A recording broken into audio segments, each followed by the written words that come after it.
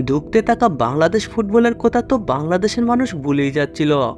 আর ঠিক তখনই গুণে ধরা নির্জীব বাংলাদেশ ফুটবলে এসে প্রাণের সঞ্চার করলেন হামজা চৌধুরী।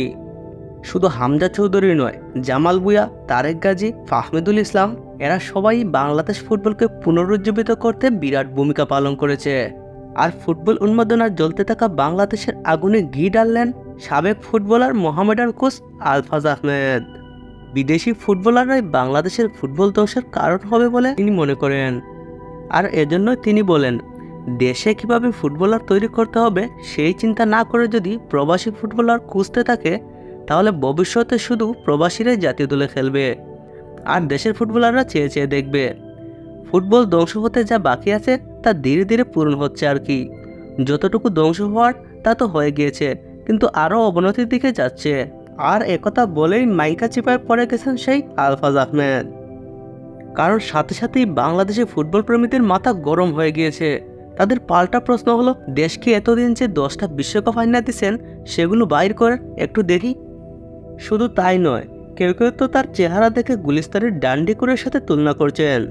আর কেউ কেউ বলছেন কুষ্টিয়ার উড়ন্ত গাছের পাতা উনি নিয়মিত সেবন করেন। শুধু তাই নয়, ফাহমিদুল সম্পর্কেও এক মন্তব্য করে তিনি ফেঁসে গিয়েছেন। তিনি বলেন, জাতীয় দলের হয়ে খেলতে হলে হামজা কিংবা তার চেয়েও ভালো খেলোয়াড় হতে হবে। ফাহমিদুল যোগ্য না দেখেই বাদ গিয়েছে, যোগ্য হয়ে এসে ফিরে আসুক। বন্ধুরা, ফাহমিদুলের 2 মিনিটের যে ফুটবল কারিশমার ভিডিওটি ভাইরাল হয়েছে তার মূল্য আলফাজ আহমেদের মতো সিন্ডিকেটদের গোটা ফুটবল ক্যারিয়ারের চেয়েও বেশি।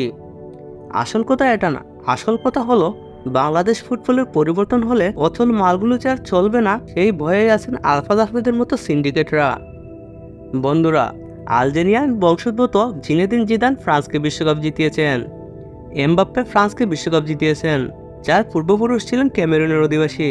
শুধু তাই নয়, বিশ্বকাপে অংশগ্রহণকারী বড় বড় দলগুলোতে অনেক বাইরের দেশের তারকা থাকে। পরিশেষে একথাই বলতে চাই যে বর্তমানে বাংলাদেশ ফুটবল যে অবস্থানে আছে, অবশ্যই বাংলাদেশ ফুটবল দলের বিদেশি প্লেয়ারদের গুরুত্ব অনস্বীকার্য।